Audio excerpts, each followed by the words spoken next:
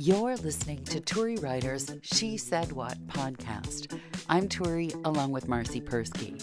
In this installment, when you're asked for your opinion, maybe you shouldn't give it. Also, there may be something sitting in your living room that belongs elsewhere, and the bingo queen of Kalamazoo. I need to get a better sense of time. Yes, you do.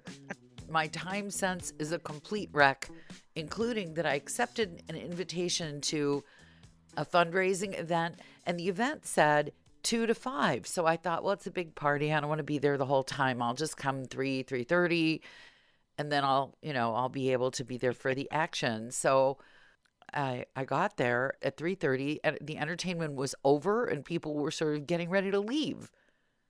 Like, what the hell? Who has a party from 2 to 5 and then wraps it up at 3:30? What?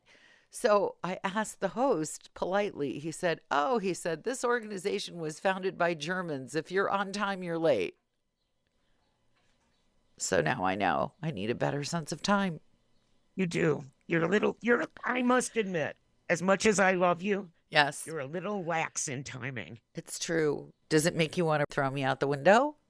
No, it makes me want to go through boxes that are laying around in here. No wonder you're annoyed. Throw things out. Yeah. Well, I should be late more often then. You think of how clean your office would be. Yeah.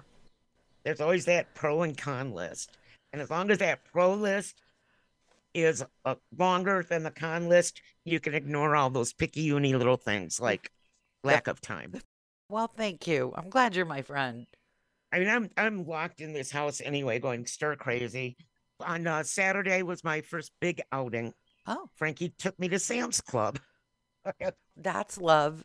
When your arm is healed and you can drive, considering that you've just told me that Juke Perry, your beloved vehicle, is completely unreliable now, what will you drive? No, it's not unreliable. It's just approaching the unreliable stage that we need to sell it for some money before it's not worth anything. Yes. That's where he stands. I have a formula for that if it's any use. When I have a car that's got a zillion miles on it and really is not reliable anymore, I try to sell it for the value of the last major repair I had to make to it. Yeah, good luck. And that way I feel less like a complete sucker. The tow truck driver said, "Didn't we just see you guys last week?" And I knew that it was time for it to go. The last repair, because this is how it is on any Volvo, any repair at that time was $500. You could just double that now because it's been a while. Anything like the windshield wiper breaks, it's $1,000. So I just sold it for the value of the last repair we had made. The last windshield? Yeah, pretty much. The last abandoned on the highway call AAA event. And then I felt like one tiny trip to the mechanic less of a sucker. Does that math make sense? Actually, it does. But I think we're going to sell Juke Perry to the kid. Yeah. It's interesting, the things you stick your kids with. Furniture that you figure they can use, that you have no idea how they'll use it, or just... I had my mom's ugly couch for years. See? It was like the ugliest couch, and I look back on pictures. I even moved it from Michigan to Chicago, and it was like the first piece of furniture, I think, in our Chicago apartment. Was it brown plaid by any chance? It was brown tweed. Tweed. Yeah, I remember that was really truly an ugly couch. Yeah, and it was my mom's. We're like, and then it moved down into their basement because I guess my mom had an epiphany that it was really a truly ugly couch. It was of its time, that's for sure. My mother reupholstered a couch once. I don't know why. She bought it used, and it was that kind of 70s low furniture that you sort of need a hoist to get out of, even if you're young and slim and fit. And my mother was kind of thick, and the back end was struggling a bit, but she had somebody come to the house and show her fabric samples. And fabric samples are a very bad idea because it's kind of like a pill. If you take one pill, maybe you feel better. If you take the whole bottle, you're dead. If you take a square foot of fabric, you see a square foot of fabric. If you see a 7-foot long couch covered with kind of an orange velvet pattern thing, you look like you're running a bordello. You look like you're running a whorehouse, which I told my mother is exactly what the couch would look like. My mother and I don't talk about my mother very often because she's a difficult person, but her MO was Nice. to ask me for advice, and then I would give it, and then she would ignore it or do the opposite. And she would did this until I started steadfastly refusing to give her any advice. And I developed an escape hatch line. And my escape hatch line was, you'll feel much better about it if you choose it yourself. You'll feel much better about that if it's entirely your decision. And then I would run from whatever it was. But I think the last time I remember willingly offering her advice was in regard to this couch. And I said, well, I'm not fond of the couch in the first place, but that fabric is going to look like a Nevada whorehouse. And then I left the room. And so predictably, she upholstered the couch in Nevada whorehouse. And when I came to see them the next time, I asked how things were, and my mother complained for a solid half hour about the ugly couch she'd just had reupholstered. And part of me wanted to laugh in her face and smirk, but you just had to shut up. Worse yet, if you agreed that it was a bad decision. But with my strategy of refusing to offer an opinion, when she made a decision that she regretted, you could say, well, you felt good about the decision at the time. You remember the days of like vinyl I vinyl furniture that do. the backs of your legs Stick to it. literally stuck Yeah. to? Before there was No matter. Velcro, there was vinyl Yeah. furniture. Yeah. Yes. Yes. Yeah, I seem to remember a vinyl yellow couch that I had for a minute Ooh. because I would lose all my skin every time I stood up, or at least it felt like it. Yeah. So speaking of ostentatious things, Yes. I saw a sign at a store Yeah. that says unnecessary necessities. And that started me thinking about how many unnecessary necessities I am looking at, even just in this room. Anyone who spends 10 minutes in your bathroom looking at $1 million worth of hair product. Well, I have tricky hair. It's tricky. It's true. It's tricky. But I got to tell you, I went to Sam's Club. I did not buy a 10-gallon can of gravy or a 7-pound can of chocolate pudding.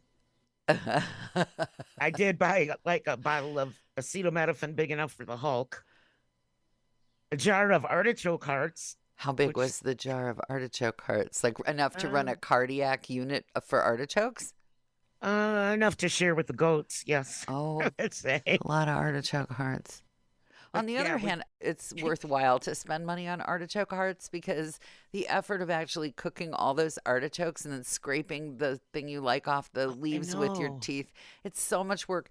I always wonder though, who do they foist the leaves off on? Like who would buy a jar? You buy a jar of artichoke hearts, but have you ever seen, here's a jar of artichoke leaves with a little bit of edible stuff on the bottom of everyone? I'm No. sure there's some animal somewhere that likes those. Goats? Goats, maybe. My goats eat everything. They Well, love banana peels. Why not some artichoke leaves? I will have to Google that. Yeah. I also bought a big jar of peaches. Oh, you're getting ready to run an old age home. Peaches. I love peaches. In syrup? No, Oh. in water. Oh. Peaches in And then water? Yeah, and then I put cottage cheese on top. Yeah, of you're them. running an old age home. All you need now is iceberg lettuce and you're all set. Well, It's what they no, serve in old age No, homes. I bought some kind of lettuce, but it wasn't iceberg. I can't remember what it's I'm called. just telling you that you are 2 of 3 ingredients shy of running an old age home. That's what I'm telling you right now.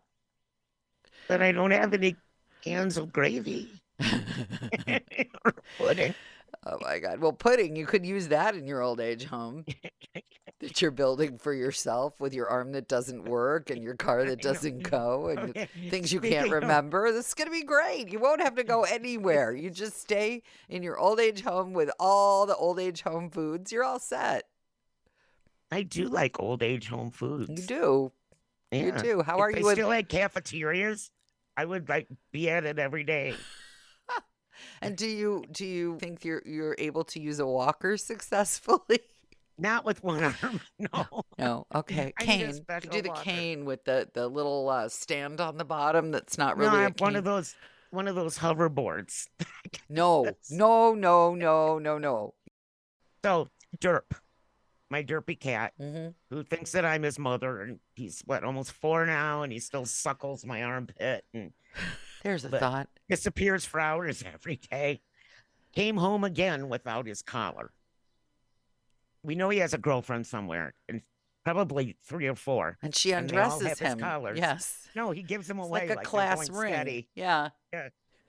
So I ordered him a new collar. The last one he had said crime scene on it. This one says hooligan. And I ordered a Apple tracker, those little dot things, Yeah. so that I can see where he is and what he's doing Or when at he's least not where the around. collar is when he's not wearing it. Exactly. Exactly. So that was my scathingly brilliant idea. Let's see how long the Apple tracker collar lasts and if it works. Well, this should be interesting. I mean, you can spend all day tracking derp. I know it's part of my old folks' home Yeah, there'll be something for you to do in addition to filling out activity. children's highlights magazines and finding the hidden scissors. You'll be able to track your cat. See, Playing online bingo. oh, online bingo, very good idea. Didn't I go play bingo with you one time Yes, you did. at that Catholic church bingo hall? Yep. That was really something. I'm It the was- worst bingo player ever. I know I'm worse. I'm worse. We went with your mother because she was like a bingo Yep. fanatic. Yes, my mom could play like 50 cards. It was crazy. My sister came to visit me from Florida in Chicago, and there was like this giant bingo hall Yes. in Rogers Park, I Yep, think. exactly. We were looking for something to do. So we went to this giant bingo hall. We were definitely the youngest ones there. Yep. And the first thing they did was they crowned a king and queen of bingo, which was like, and they got to wear a crown all night. But when people are listening that know how to play bingo, there's a lot of different ways to win at bingo, especially if you're going to the Catholic school bingo. Yeah. And there's like, the postage stamp and the lines and the this way and the 4 corners and all that. So my sister and I were playing bingo, and she got a postage stamp, which is 4 numbers in a corner, right? Ah. So she yells bingo. And all of these old people turned around and started screaming, "You can't have bingo. There's no way you have bingo." We thought that like it was going to be an angry mob of Haynes and Walkers Beating us her to death. death with their. Yeah, because they didn't do the postage stamp bingo. Oh, But no. nobody told us. But we even had all the little bingo trolls, and my mom used to put out.